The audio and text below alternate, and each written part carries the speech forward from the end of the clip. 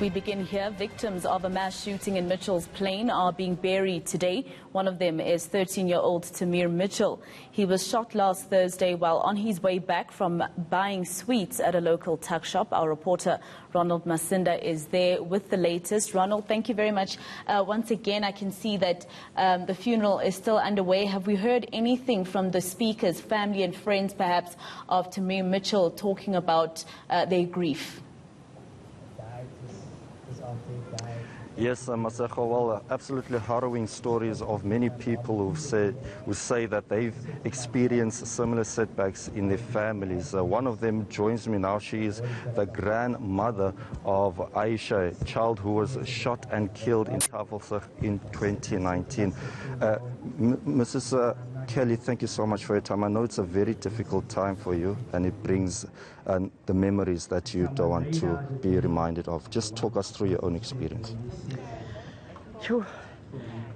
On the 8th of December 2019, they shot my grandchild on the way to the tuck shop, and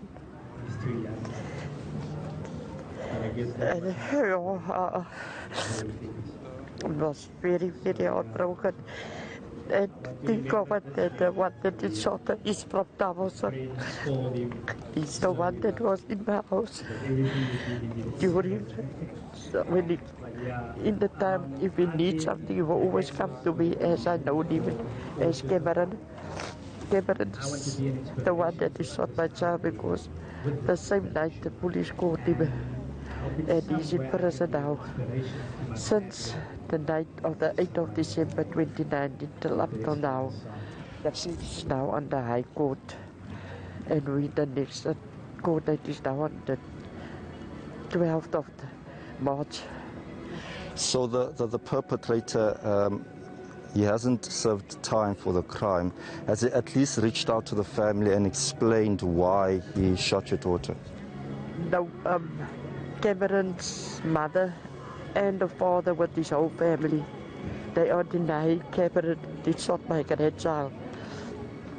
I was in conflict with Cameron's mother's sister a month ago. She was telling my son that Cameron didn't shot Aisha. And my child came home and he was crying to tell me. She asked him in promenade, and I got her this Friday afternoon just to ask her, don't ask my child, don't tell my child that Cameron didn't shot her. We're not speaking about that. If you want to greet, you can greet. We're not cross for you, but don't talk about that. And then she said in my face, yes, he didn't shot my Aisha, and we are waiting. Mrs. Kelly, I will have to leave you there. I'm very sorry to learn about your loss, and hopefully your daughter, your granddaughter, knows that wherever she is at the moment, that you loved her with all your heart. Thank you so much for your time. Faroz Kelly, a granddaughter, was shot in Tafelsig in 2019. Obviously very emotional, because this funeral brings back those memories. She says the perpetrator is known to her family, and she's among many here, Maseko, who are here not only to mourn the passing of Tamir Mitchell, but also they are reminded of just the difficulty that they are faced with in the areas that they live in. Tafelsig, as I mentioned earlier, also is mourning quite a number of people who were gunned down. 4 of them were shot as people, we have been told that could be gangsters, shot at 4 of them in Tafelsig while they were out hanging around and partying. What we are seeing in the background is the funeral service will come to an end here at Beacon Valley Baptist Church. We are waiting to see when the coffin will be moved to the hearse here. Now, the kids that are wearing blue, they are from Beacon Hill High School. This is where Tamir Mitchell studied, a grade 8 learner who had a whole future ahead of him. We heard earlier on from the speakers that he was an aspiring footballer.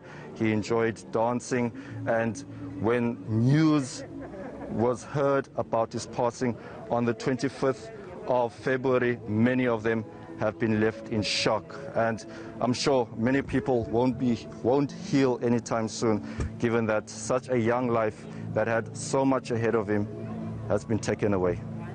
All right, we're going to have to leave it there. Heartbreaking story there from our reporter, Ronald Masinda.